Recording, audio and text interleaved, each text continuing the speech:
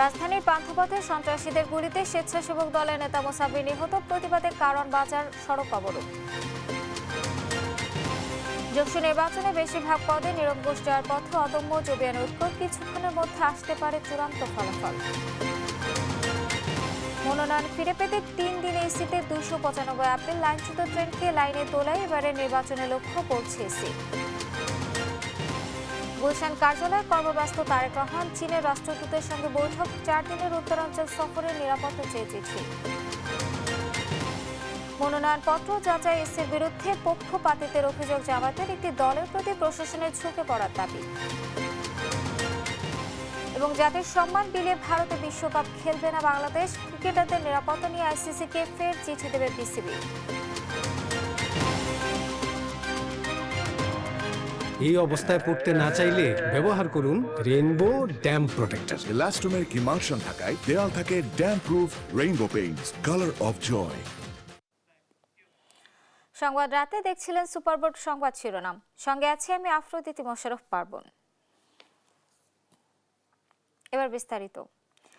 পান্থপথে দুর্বৃত্তের গুলিতে নিহত হচ্ছেন ঢাকা মহানগর উত্তর স্বেচ্ছাসেবক দলের সাবেক সাধারণ সম্পাদক আজিজুর রহমান মোসাব্বির। সেই সঙ্গে গুলিবিদ্ধ হচ্ছেন আনোয়ার হোসেন নামে আরও একজন।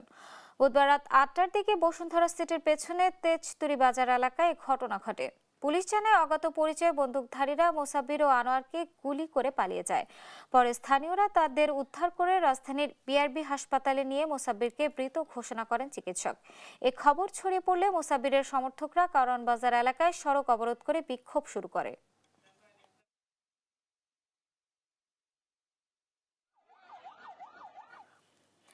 রাজধানীর পান্থপথে দুর্বৃত্তের গুলিতে ঢাকা মহানগর উত্তর স্বেচ্ছাসেবক দলের সাবেক সদস্য সচিব আজিজুর রহমান মোসাব্বির নিহত হচ্ছেন। এ নিয়ে আরও জানাতে ঢাকা মেডিকেল থেকে যুক্ত হচ্ছেন সহকর্মী আলী আকাশ ঘটনার বিস্তারিত জানান এবং আরও জানাবেন নেতাকর্মীরা কি বলছেন। জি, আমরা যেমনটি আসলে জানতে পেরেছি সন্ধ্যার পরপরই কিন্তু আজিজুর রহমান মোসাব্বির যিনি ছিলেন আসলে স্বেচ্ছাসেবক দলের দুইবারের সেক্রেটারি এবং ঢাকা মহানগর উত্তর স্বেচ্ছাসেবক দলের সদস্য সচিব, তাকে কিন্তু দুর্বৃত্তরা টার্গেট করে কিন্তু তাকে আসলে গুলি করেছে ফার্মগেট এলাকার স্টার হোটেলের ঠিক পাশের গলিতে, এবং তাকে কিন্তু 5টি গুলি করা হয়। তার পরবর্তীতে কিন্তু তাকে সেখান থেকে উদ্ধার করে কিন্তু রাজধানীর বিআরবি হসপিটালে তাকে নিয়ে আসা হয়। সেখানে কিন্তু তাকে প্রাথমিক চিকিৎসা দেওয়া হয় এবং পরবর্তীতে কিন্তু কর্তব্যরত চিকিৎসক যিনি ছিলেন তিনি কিন্তু তাকে মৃত ঘোষণা করে সেখানে আনুষ্ঠানিকতা শেষে সে লাশ কিন্তু নিয়ে আসা হয়েছে ঢাকা মেডিকেল কলেজ হসপিটালে, এবং সেখানে কিন্তু জরুরি বিভাগে তাকে ফরেনসিক যে কার্যক্রম রয়েছে মেডিকেলের পক্ষ থেকে সেটা কিন্তু এখন করা হচ্ছে। এবং আমরা যেমনটি জানতে পেরেছি ফরেনসিক টেস্ট করার পরপরই কিন্তু তার লাশটি আসলে মর্গে স্থানান্তর করা হবে। এবং আপনাকে যদি জানিয়ে রাখি, কিছুদিন আগেই কিন্তু আসলে রাজনৈতিক হত্যাকাণ্ডের শিকার হয়েছিলেন শরীফ ওসমান বিন হাদি। তারপরই কিন্তু ডিএমপির পক্ষ থেকে কিন্তু আইনশৃঙ্খলা পরিস্থিতি কিন্তু জোরদার করা হয়েছিল। এরই মধ্যে কিন্তু আসলে আরও একটি হৃদয় বিদারক ঘটনার অবতারণা কিন্তু রাজধানীর বুকে হয়েছে। আরও একজন রাজনৈতিক কর্মীকে কিন্তু টার্গেট করে কিন্তু তাকে গুলি করা হয়েছে এবং তার মৃত্যু নিশ্চিত করা হয়েছে। এই ব্যাপারে কিন্তু বর্তমান যে পরিস্থিতি আসলে রাজধানীতে বিরাজ করছে, আসলে সেখানে কিন্তু আইনশৃঙ্খলা পরিস্থিতি কতটা আসলে আগামী নির্বাচন, যেহেতু ত্রয়োদশ জাতীয় সংসদ নির্বাচন সামনে, সেখানে আসলে নিরাপত্তা ব্যবস্থা কতটুকু জোরদার করা হয়েছে সেটা নিয়ে কিন্তু আসলে প্রশ্ন উঠছে। এবং আমরা যতটুকু জানতে পেরেছি আগামীতে যে নির্বাচন, ত্রয়োদশ জাতীয় সংসদ নির্বাচন, সেটিকে কিন্তু আসলে বানচাল করার জন্য কিংবা সেই নির্বাচনের পথে যাতে বাধার সৃষ্টি হয় সে কারণে কিন্তু ষড়যন্ত্রমূলকভাবে কিন্তু এই হত্যাকাণ্ড ঘটিয়ে থাকতে পারে বলে কিন্তু আসলে স্বজন এবং দলীয় যে নেতাকর্মীরা আছেন তারা কিন্তু আসলে মনে করছেন। আপনারা নিশ্চয়ই দেখতে পাচ্ছেন এখনো কিন্তু ঢাকা মেডিকেল কলেজ হসপিটালের সামনে ঠিক আমার পেছনে কিন্তু অনেক নেতাকর্মীরা কিন্তু এখনো পর্যন্ত জড়ো হয়ে আছেন। তারা কিন্তু এখানে সকলে কিন্তু শোকাহত অবস্থাতে কিন্তু আমরা তাদেরকে দেখতে পাচ্ছি। তো ঢাকা মেডিকেল কলেজের আপাতত জরুরি বিভাগে কিন্তু রয়েছে আজিজুর রহমান মুসাব্বিরের মরদেহ, এবং সেখান থেকে কিন্তু পরবর্তীতে মর্গে স্থানান্তর করা হবে বলে আমরা জানতে পেরেছি। এই ছিল ঢাকা মেডিকেল কলেজ হসপিটালের জরুরি বিভাগের সামনে থেকে আমার কাছে সর্বশেষ তথ্য। আকাশ, আপনাকে ধন্যবাদ। দর্শক, দুর্বৃত্তের গুলিতে ঢাকা মহানগর উত্তর স্বেচ্ছাসেবক দলের সাবেক সদস্য সচিব আজিজুর রহমান মোসাব্বির নিহত হচ্ছেন। এই বিষয়ে বিস্তারিত জানাচ্ছিলেন আমাদের সহকর্মী। যশোর নির্বাচনে বেশিরভাগ পদে নিরঙ্কুশ জয়ের পথে ছাত্র শিবির সমর্থিত অদম্য জবিয়ান ঐক্য প্যানেল। মোট 39টি কেন্দ্রের মধ্যে পর্যন্ত মিলেছে 38টির ফলাফল। যেখানে ভিপি পদে 5,558টি ভোট পেয়ে 890 ভোটে এগিয়ে ছাত্র শিবিরের রিয়াজুল ইসলাম। সেই সঙ্গে জিএস ও এজিএস পদেও এগিয়ে প্যানেলটি। আর ছাত্রদল সমর্থিত ভিপি প্রার্থী রাকি পেয়েছেন 4,688 ভোট। মঙ্গলবার 3টার পর শেষ হয় ভোট গ্রহণ। এরপর গণনা শুরু হলেও ওএমআর মেশিনে কারিগরি ত্রুটির কারণে গণনা সাময়িক বন্ধ রাখা হয়। প্রার্থীদের সঙ্গে বৈঠক আর সমস্যা সমাধান করে রাতে আবারও গণনা শুরু করে নির্বাচন কমিশন। কিছুক্ষণের মধ্যে আসতে পারে চূড়ান্ত ফলাফল। আমাদের কাছে এখন পর্যন্ত এই ফলাফলগুলো প্রস্তুত হয়েছে, যেগুলো আমরা ঘোষণা করলাম। আমরা এরপরে পরবর্তী বিভাগ প্রস্তুত হলে আমরা এরপরে আবার ঘোষণা করব। এখন থেকে আমাদের ফলাফল যখন যেটা হবে সেটা আমরা প্রকাশ করে দেব। দর্শক, জগন্নাথ বিশ্ববিদ্যালয় ক্যাম্পাসে আছেন আমাদের সহকর্মী তারেক মাহমুদ সুজন। সেখান থেকে সরাসরি যুক্ত হচ্ছেন তিনি। সুজন, ভোটের ফলাফল সর্বশেষ কি তথ্য রয়েছে আপনার কাছে, এবং আমাদেরকে আরো জানাবেন গণনা শেষ করতে আর কত সময় লাগতে পারে? যেমনটি জানেন, 39টি কেন্দ্রের মধ্যে 38টি কেন্দ্রের ফলাফল ঘোষণা করা হয়েছে এবং সেই 38টি কেন্দ্রের মধ্যে শীর্ষ যে 3 পদ ভিপি, জিএস, এজিএস 3টি পদেই শিবির সমর্থিত প্রার্থী যারা রয়েছেন তারা এগিয়ে রয়েছেন। এবং আপনাকে যদি একটু বলে রাখি, কিছুক্ষণের মধ্যেই যে চূড়ান্ত ঘোষণা, সেই ঘোষণা দেওয়া হবে এবং যে জগন্নাথ বিশ্ববিদ্যালয়ের নারীদের জন্য যে একটি হল রয়েছে, সেই হলটির যে ফলাফল সেটি এখনো ঘোষণা করা হয়নি। সেই হলের ফলাফল ঘোষণা করা হবে এবং এর পরপরই যে আনুষ্ঠানিক যে ঘোষণা সেটি করা হবে। তো এখন পর্যন্ত আমরা যে তথ্য পেয়েছি, 38টি কেন্দ্রের মধ্যে 870 ভোটে ভিপি পদে শিবিরের যে প্রার্থী রিয়াজুল ইসলাম তিনি এগিয়ে রয়েছেন। তার প্রাপ্ত ভোট 5,558 এবং তার নিকটতম প্রতিদ্বন্দ্বী ছাত্রদল সমর্থিত AKM রাকিব পেয়েছেন 4,688 ভোট। একইভাবে জিএস পদে শিবির সমর্থিত আব্দুল আলিম তিনি পেয়েছেন 5,195 এবং তার নিকটতম প্রতিদ্বন্দ্বী ছাত্রদল সমর্থিত খাদিজাতুল কোবরা পেয়েছেন 2,161 ভোট। একইভাবে এজিএস পদও এগিয়ে রয়েছেন শিবির সমর্থিত প্রার্থী মাসুদ রানা, তিনি পেয়েছেন 4,894 ভোট এবং তার নিকটতম যে প্রতিদ্বন্দ্বী তানজিল ছাত্রদলের তিনি পেয়েছেন 4,766 ভোট। তো আমরা কিছুক্ষণ আগে নির্বাচন কমিশন যেমনটি জানিয়েছেন কিছুক্ষণের মধ্যেই তারা সেই চূড়ান্ত ঘোষণা দেবেন। তো আমরা বলতে পারি যে এখন পর্যন্ত যে প্রাপ্ত ভোট, সে প্রাপ্ত ভোটে শিবির সমর্থিত যে প্রার্থী যারা রয়েছেন তারাই এগিয়ে রয়েছেন এবং বিজয়ের ঠিক ঘোষণাটি বাকি রয়েছেন। তো এই ছিল জগন্নাথ বিশ্ববিদ্যালয় থেকে যকসু নির্বাচন সম্পর্কিত আমার কাছে সবশেষ। সুজন, আপনাকে ধন্যবাদ। দর্শক, যকসু নির্বাচনের সর্বশেষ পরিস্থিতি জানাচ্ছিলেন আমাদের সহকর্মী।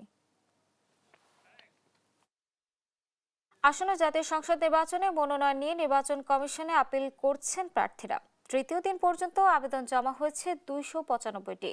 এদিকে লাইনচ্যুত ট্রেনকে লাইনে আনাই এবারের নির্বাচনের মূল লক্ষ্য বলে জানিয়েছেন নির্বাচন কমিশনার আবুল ফজল মোহাম্মদ সানাউল্লাহ। এ সময় নির্বাচন পর্যবেক্ষকদের বিচক্ষণতার সঙ্গে কাজ করার আহ্বান জানান তিনি। অন্যদিকে জাতীয় নির্বাচন ও গণভোট সুষ্ঠু করতে 2 ধাপে 7 দিন মোতায়েন থাকবে আইনশৃঙ্খলা বাহিনী। আরও জানাচ্ছেন তন্ত্রা তারুণ্য। আসন্ন ত্রয়োদশ জাতীয় সংসদ নির্বাচনে প্রার্থিতা নিয়ে রিটার্নিং কর্মকর্তার সিদ্ধান্তের বিরুদ্ধে নির্বাচন কমিশনে আপিল করছেন প্রার্থীরা। 10টি বুথ বসিয়ে তৃতীয় দিনের মতো আবেদন করেন ইসি। আবেদন জমা দিয়ে নির্বাচনী পরিবেশ ও নির্বাচন ব্যবস্থা নিয়ে কমিশনের সমালোচনা করেন প্রার্থীরা।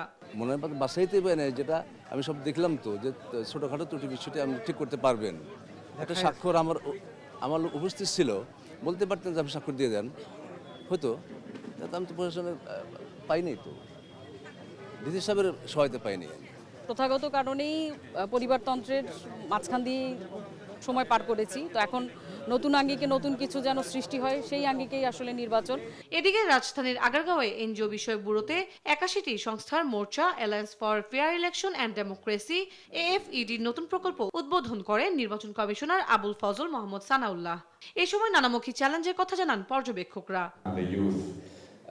We are also developing initiatives on digital security and combating disinformation. আর নির্বাচনে মানুষের আস্থা ফিরিয়ে প্রত্যাশা পূরণে সবার সহযোগিতা কামনা করেন ইসি সানাউল্লাহ। বলেন বিগত 3 নির্বাচনের ক্ষতি কাটিয়ে সুষ্ঠু ভোট করতে চায় কমিশন। আমাদের জন্য 2026-এর নির্বাচনটাকে যদি আমি একটু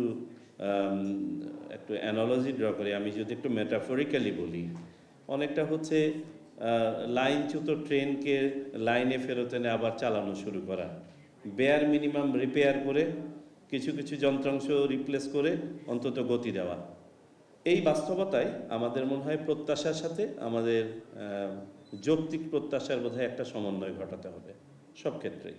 পর্যবেক্ষকদের নির্বাচন কমিশনের তৃতীয় চক্ষু আখ্যা দিয়ে তিনি বলেন, নীতিমালা মেনে তাদের প্রয়োজনীয় সহযোগিতা দেবে EC. You are the third eye of the election commission. Tanna Taranya, Desh TV, Dhaka. বিএনপির ভারপ্রাপ্ত চেয়ারম্যান তারেক রহমানের সঙ্গে সাক্ষাৎ করেছেন চীনের রাষ্ট্রদূত ইয়াওয়েন। বিকেলে গুলশান কার্যালয়ে বৈঠক শেষে ব্রিফ করেন বিএনপির যুগ্ম মহাসচিব হুমায়ুন কবির। জানান, নির্বাচিত সরকারের সঙ্গে কাজ করতে আগ্রহী চীন, তবে দেশের অভ্যন্তরীণ কোনো কিছুতে হস্তক্ষেপ করবে না দেশটি। এর আগে যুগপৎ আন্দোলনের শরিক দলের প্রতিনিধিদের সঙ্গে কয়েক দফা বৈঠক করেন তারেক রহমান। নিয়াজ মোর্শেদের রিপোর্ট। দলের চেয়ারপারসনের মৃত্যুতে 7 দিনের দলীয় শোক শেষে জোরে সোরে শুরু হয়েছে বিএনপির সাংগঠনিক ও নির্বাচনী কার্যক্রম। গুলশানে বিএনপি চেয়ারপারসনের অফিস থেকে যার নেতৃত্ব দিচ্ছেন দলের ভারপ্রাপ্ত চেয়ারম্যান তারেক রহমান। প্রতিদিনের মতো বুধবারও সকাল 11টায় দলের চেয়ারপারসনের রাজনৈতিক কার্যালয়ে আসেন তারেক রহমান। এ সময় ঢাকা 17 আসনের নেতাকর্মীদের পাশাপাশি বৈঠক করেন অন্যদের সঙ্গেও। গুলশান এলাকাতে এখানে সোশ্যাল সিকিউরিটির বিষয়ে অনেকদিন ধরে একটা সমস্যা রয়েছে, সামাজিক নিরাপত্তা। তারপরে হচ্ছে গুলশানে অনেকগুলো ল্যাগ যেগুলো রয়েছিল সেগুলো অনেকগুলো ঠিকঠাক আছে, অনেকগুলো ঠিকঠাক নাই। সেগুলো দলের পক্ষ থেকে বলা হয়েছে যে যদি ভারপ্রাপ্ত চেয়ারম্যান যদি নির্বাচিত হয় ইনশাল্লাহ, তাহলে সেই ল্যাগগুলোকে আবার ভালো করে পানি নিষ্কাশনের ব্যবস্থা করা হবে। পরে দুপুর 2টায় তারেক রহমানের সঙ্গে সাক্ষাৎ করেন গণ অধিকার পরিষদের সভাপতি নুরুল হক নূরের নেতৃত্বে একটি প্রতিনিধি দল। এদিন চেয়ারপারসনের কার্যালয়ে বিএনপিতে যোগ দেন সদ্য পদত্যাগ করা এনসিপির যুগ্ম আহ্বায়ক মীর আরশাদুল হক। এ সময় উপস্থিত ছিলেন দলের মহাসচিব মির্জা ফখরুল ইসলাম আলমগীর। বিকেলে গুলশান কার্যালয়ে তারেক রহমানের সঙ্গে সাক্ষাৎ করেন চীনের রাষ্ট্রদূত ইয়াওয়েন। বৈঠক শেষে ব্রিফিংয়ে বিএনপির যুগ্ম মহাসচিব হুমায়ুন কবির বলেন, নির্বাচিত সরকারের সঙ্গে কাজ করতে আগ্রহী চীন, তবে দেশের অভ্যন্তরীণ কোনো কিছুতে হস্তক্ষেপ করবে না দেশটি। তাদের পলিসিতে ইন্টারনাল ম্যাটার নিয়ে how people choose there leaders, ওই রকম তাদের কোনো চিন্তাধারণই নাই যে তারা একটা ইন্টারনাল দেশের ব্যাপারে ভিতরে এবং তাদের ডেমোক্রেটিক ফ্র্যাঞ্চাইজ কিভাবে তারা ধারণ করে ওইগুলো নিয়ে তারা তাদের পলিসি নাই। বাংলাদেশের উন্নয়নে অংশীদারিত্ব অব্যাহত রাখার কথাও জানান চীনের রাষ্ট্রদূত। নিয়াজ মোর্শেদ, দেশ টিভি, ঢাকা। 11 জানুয়ারি পিতৃভূমি বগুড়া যাচ্ছেন বিএনপির ভারপ্রাপ্ত চেয়ারম্যান তারেক রহমান। 4 দিনের এই সফরে উত্তরাঞ্চলের বেশ কয়েকটি জেলা সফর করবেন তিনি। সফরে তার প্রয়োজনীয় নিরাপত্তা নিশ্চিতে সংশ্লিষ্ট জেলা প্রশাসকদের কাছে চিঠি দিয়েছে বিএনপি। সেই সঙ্গে তারেক রহমানের সফর ঘিরে নির্বাচনী আচরণবিধি লঙ্ঘন না করতে নেতাকর্মীদের কঠোর নির্দেশনাও দেওয়া হয়েছে। সাইফুল রিপনের প্রতিবেদন। দীর্ঘ 19 বছর 18 দিন পর আগামী 11 জানুয়ারি পিতৃভূমি বগুড়ায় আসছেন তারেক রহমান। বাবা শহীদ রাষ্ট্রপতি জিয়াউর রহমানের জন্মভূমি গাবতলী উপজেলা বিএনপির সদস্য হিসেবে 1988 সালে রাজনৈতিক হাতেখড়ি নেয়া তারেক রহমান তার নিজ জেলায় ফিরছেন দলের শীর্ষ নেতা হিসেবে। ব্যক্তিগত ও সামাজিক কারণে এ সফরের মধ্য দিয়েই শুরু হতে যাচ্ছে দলটির ভারপ্রাপ্ত চেয়ারম্যানের ঢাকার বাইরের সফর। দলের ভারপ্রাপ্ত চেয়ারম্যানের সফরকে কেন্দ্র করে এরই মধ্যে বিস্তারিত কর্মসূচি তুলে ধরেছে দলটি। 11 জানুয়ারি ঢাকা থেকে রওনা করে টাঙ্গাইলে আব্দুল হামিদ খান ভাসানীর কবর জিয়ারত ও সিরাজগঞ্জে যাত্রা বিরতি করে বগুড়া পৌঁছাবেন বিএনপির ভারপ্রাপ্ত চেয়ারম্যান। সেখানে রাত্রি যাপন করে সকাল 10:30টায় রওনা করে রংপুরের শহীদ আবু সাইদ ও দিনাজপুর নানি মরহুমা তৈয়বা মজুমদারের কবর জিয়ারত করে ঠাকুরগাঁওয়ে রাত কাটাবেন তিনি। 13 জানুয়ারি ঠাকুরগাঁও থেকে পঞ্চগড়, নীলফামারী, লালমনিরহাট সফর করে রংপুরে রাত কাটাবেন তারেক রহমান। 14 জানুয়ারি রংপুর থেকে রওনা করে বগুড়ার গাবতলী হয়ে ঢাকা ফিরবেন তিনি। এরই মধ্যে ভারপ্রাপ্ত চেয়ারম্যানের একান্ত সচিব এবিএম সাত্তার সফরের বিস্তারিত তুলে ধরে সংশ্লিষ্ট জেলা প্রশাসকদের চিঠি দিয়েছেন। সফর ঘিরে নির্বাচনী আচরণবিধি যাতে লঙ্ঘন না হয় সে ব্যাপারে কঠোর নির্দেশনা দেওয়া হয়েছে নেতাকর্মীদের। কোনো আচরণবিধি লঙ্ঘন হবে না, এটাকে আমরা ফার্স্ট মাথায় রাখছি এবং নেতাকর্মীদের ভাবেই স্লোগান যেন না বলে, শেষে ভোট দিয়ে এগুলো না বলে এবং এরকম কোনো ব্যানার ফেস্টো যেন না রাখে, এই নির্দেশনা দেওয়া হয়েছে। তারেক রহমানের এ সফর একান্ত ব্যক্তিগত ও সামাজিক বলেও জানান আতিকুর রহমান রুমন। 16 বছর পরে বাংলাদেশে আমাদের নেতার পদার্পণ, তাই না? আমাদের নেতার তো অনেক ফ্যামিলিগত প্রোগ্রামও থাকতে পারে, তার নানির কবর জিয়ারত, তারপর 24 আন্দোলন হয়ে গেল। দেখেন এই আন্দোলনে যে ছাত্র জনতার যে ভূমিকা, তাদের কবর জিয়ারত, তাদের পরিবারের সাক্ষাৎ, প্রতিনিয়তই কিন্তু আমাদের এই ফ্যামিলিগুলো থেকে ফোন আসে, তারা সাক্ষাৎ করতে চায়। আমাদের নেতা জনাব তারেক রহমান, ওনার কিন্তু এটা একটা নৈতিক কর্তব্য, সেই কর্তব্যের তাগিদেই কিন্তু উনি যাচ্ছে। সফরকালে তারেক রহমান জুলাই যোদ্ধা ও শহীদ পরিবারের স্বজনদের সাথে সাক্ষাৎ করবেন।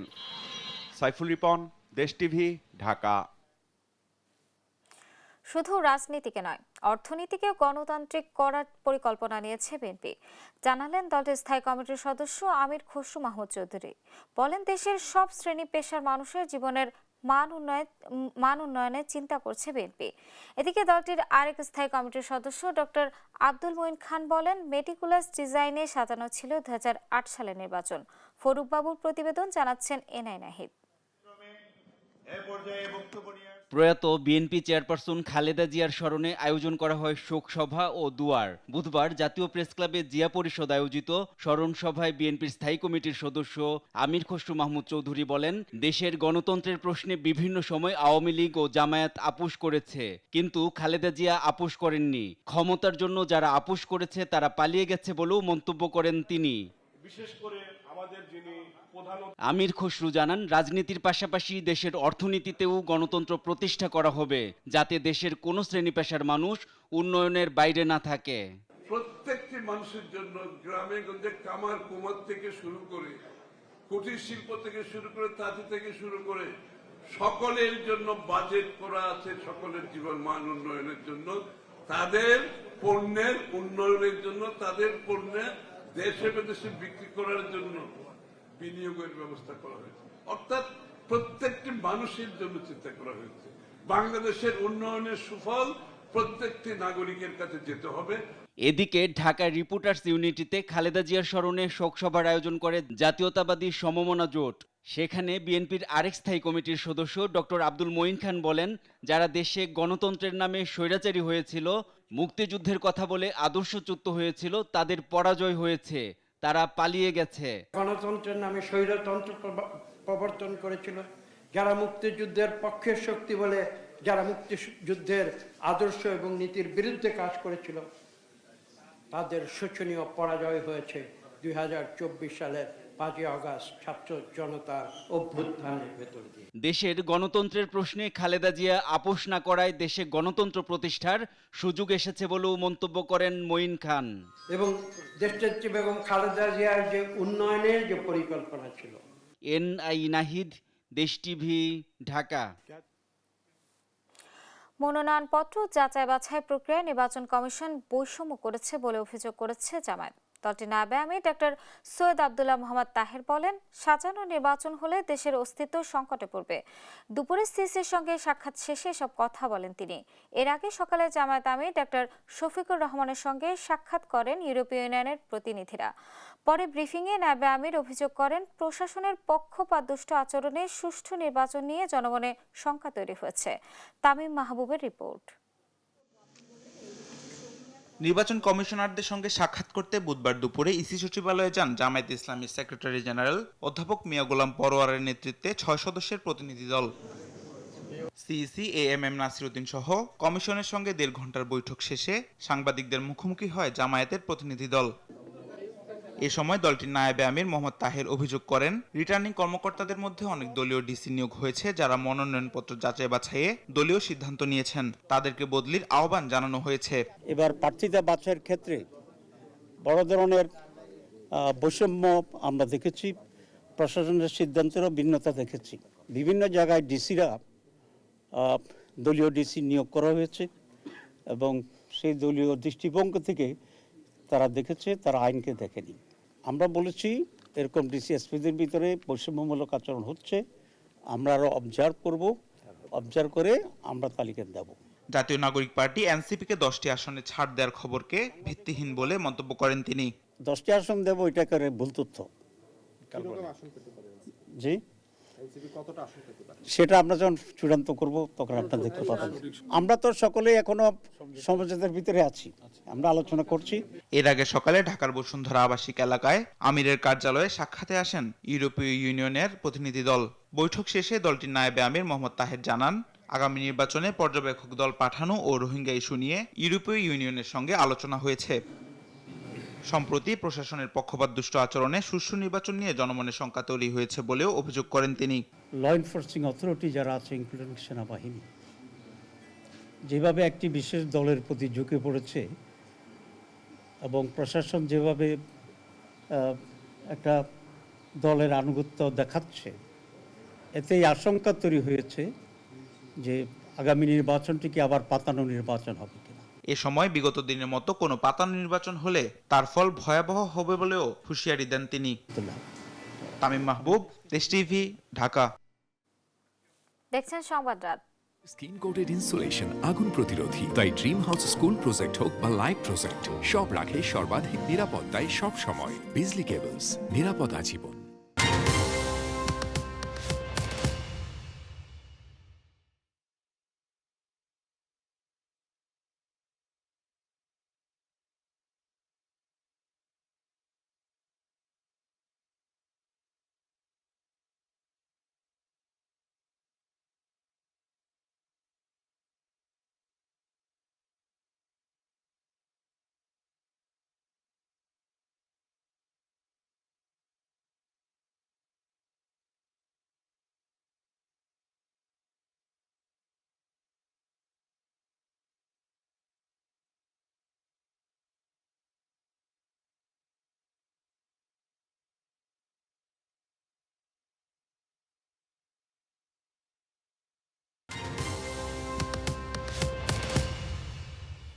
দেখছেন সংবাদ রাত। ফেলানী সহ সীমান্তে ভারতীয় বিএসএফ এর হাতে বাংলাদেশি হত্যা, গুম, নির্যাতন ও জোরপূর্বক পুশিনের বিচার দাবিতে মানববন্ধন করেছে মানবাধিকার সংগঠন অধিকার। বুধবার জাতীয় প্রেস ক্লাবের সামনে কর্মসূচি করা হয়। এদিন একই দাবিতে ডাকসুতে আধিপত্যবাদ বিরোধী কবিতা ও গানের আয়োজন হয়। এই ছিমেলের রিপোর্ট। 2011 সালে কুড়িগ্রামের ফুলবাড়ী অনন্তপুর সীমান্তে ভারতীয় সীমান্তরক্ষী বাহিনী বিএসএফ এর গুলিতে নিহত হন ফেলানী খাতুন। হত্যার পর 4.5 ঘন্টা কাঁটাতারের উপর ঝুলেছিল তার মরদেহ। 15 বছর পার হলেও এখনো বিচার হয়নি ফেলানী হত্যার। এর বিচার দাবিতে বুধবার সকালে জাতীয় প্রেস ক্লাবের সামনে মানববন্ধন করে মানবাধিকার সংগঠন অধিকার। এতে অংশ নেন বিভিন্ন মানবাধিকার সংগঠনের নেতাকর্মী ও ভুক্তভোগী স্বজনরা। বলেন, সীমান্তে বিএসএফ বাংলাদেশি নাগরিকদের হত্যা আন্তর্জাতিক মানবাধিকার আইনের সুস্পষ্ট লঙ্ঘন। এসব ঘটনার বিচার না হওয়ায় অপরাধ বাড়ছে বলে অভিযোগ তাদের। আন্তর্জাতিকভাবে আমি মনে করি এই হত্যার প্রতিবাদ হওয়া উচিত, সোচ্চার হওয়া উচিত। ইন্ডিয়ার ভিতরও ওই জেলের ভিতরও আমাকে নানান ধরনের টর্চার করেছে, তো আমি এই নির্যাতনের বিচার চাই। সীমান্তে হত্যা করে এইভাবে আমাদের দেশের বিরুদ্ধে যে নিম্নমাত্রার যুদ্ধ ভারত বজায় রেখেছে তার বিরুদ্ধে রুখে দাঁড়াতে হবে। এদিকে একই দিনে ফেলানী হত্যার বিচারের দাবিতে আধিপত্যবাদ বিরোধী কবিতা ও গানের আয়োজন করে ডাকসু। এ সময় কবিতা আবৃত্তি ও গান করেন অংশগ্রহণকারীরা। এ সময় আধিপত্যবাদের বিরুদ্ধে দেশের মানুষকে সোচ্চার হওয়ার আহ্বান জানিয়ে অন্তর্বর্তী সরকার ও নির্বাচন পরবর্তী সরকারকে সীমান্ত হত্যার বিচার দাবি করেছেন ডাকসু নেতারা। এ সময় মেয়ে হত্যার বিচার চেয়ে কান্নায় ভেঙে পড়েন ফেলানীর মা। যে সরকারি আসুক, উনি যেন আমার ফেলানীর বিচারটা যেন করে। আমার ফেলানীর বিচারটা যদি করে, তাইলে আর কোনো বাংলাদেশের নাগরিক কাঁটাতারের মধ্যে ঝুলবে না বা গুলি খাবে না। বিশ্ববিদ্যালয়ের ছাত্ররা আমার ছেলের মতো, আমার মেয়ের মতো, তারা সব সময় যেন আমার ফেলানীর পাশে থাকো, এটাই তোমাদের কাছে আমার দাবি। ফেলানী সহ সীমান্তে হত্যা বিচারের মাধ্যমে দেশের সার্বভৌমত্ব ফিরবে আশা সবার। এইচ হিমেল, দেশ টিভি, ঢাকা। আগামী 2026-27 অর্থ বছর থেকে আয়কর রিটার্নের মতো ভ্যাট রিটার্ন দাখিলও অনলাইনে দেয়া বাধ্যতামূলক করা হবে বলে জানিয়েছেন জাতীয় রাজস্ব বোর্ডের চেয়ারম্যান মোহাম্মদ আব্দুর রহমান খান। বুধবার ই-ভ্যাট সিস্টেমে অনলাইনে ভ্যাট রিফান্ড কার্যক্রমের উদ্বোধনী অনুষ্ঠানে তিনি এই তথ্য জানান। বিস্তারিত মাকদুরা মিতির প্রতিবেদনে।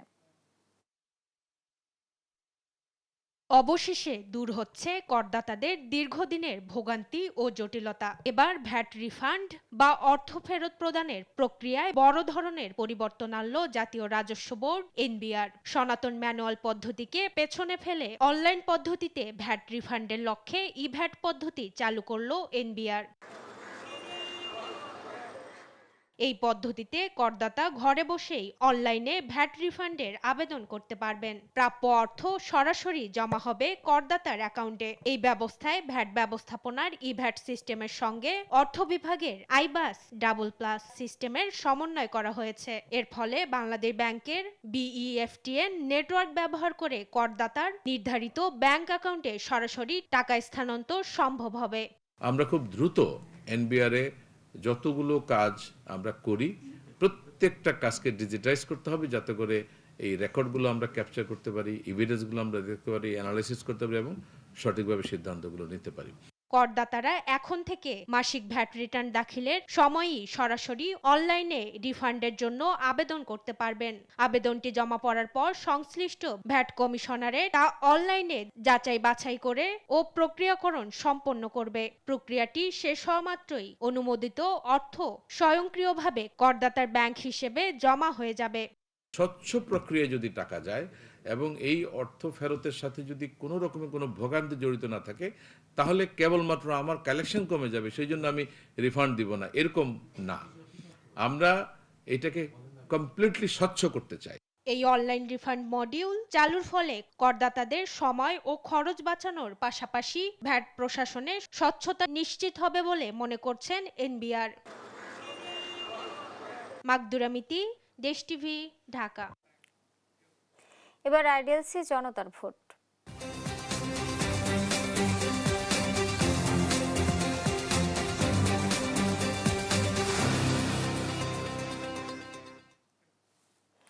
শিল্প বন্দরনগরী খুলনায় বইছে নির্বাচনী হাওয়া। মোট ৬টি আসনে এবার মূল লড়াইয়ের সমীকরণ যেমন পাল্টেছে, তেমনি ভোটারদের মাঝেও বাড়ছে প্রত্যাশা চাপ।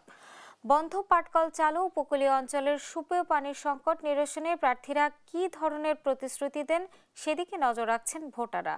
প্রার্থীরাও দিয়ে যাচ্ছে নানামুখী আশ্বাস। নূর ইসলাম রকিকে সঙ্গে নিয়ে আরো জানাচ্ছেন। ও বাণিজ্য নগরী খুলনা দেশের অর্থনীতিতে গুরুত্বপূর্ণ অবদান রাখা জেলাটির পাটকলগুলো এখন বন্ধ। এই মিলটা বন্ধর কারণে সব অসহায় হয়ে পড়ছে। জলাবদ্ধতা আর বেহাল ড্রেনেজ ব্যবস্থায় অতিষ্ঠ খুলনাবাসীর জীবন। উপকূলের উপজেলাগুলোতে সুপেয় পানির তীব্র সংকট, আর কৃষকের দুশ্চিন্তা বাড়াচ্ছে ফসলি জমিতে পানির লবণাক্ততা। জেলার ৬টি সংসদীয় আসনে ভোটের হিসাব মেলাতে ব্যস্ত রাজনৈতিক দলগুলো, বসে নেই প্রার্থীরাও। ভোটারদের মন জয়ে দিচ্ছে নানা প্রতিশ্রুতি। আমরা আমাদের প্রতিশ্রুতিকে বাস্তবায়ন করার জন্য 100% চেষ্টা করব ইনশাআল্লাহ। আমরা সবাই একত্রিতভাবে এই আমাদের এই পিছিয়ে পড়া এবং নষ্ট হয়ে যাওয়া এই খুলনা ৩ আসনকে আমরা পুনর্জীবিত করতে চাই। ভোটাররা চান এমন একজন নেতা যিনি খুলনার হারানো ঐতিহ্য ফিরিয়ে আনবেন, দূর করবেন দৈনন্দিন সমস্যা। জান্নাতুল মোহনা, দেশ টিভি, খুলনা। দেখছেন সংবাদ রাত।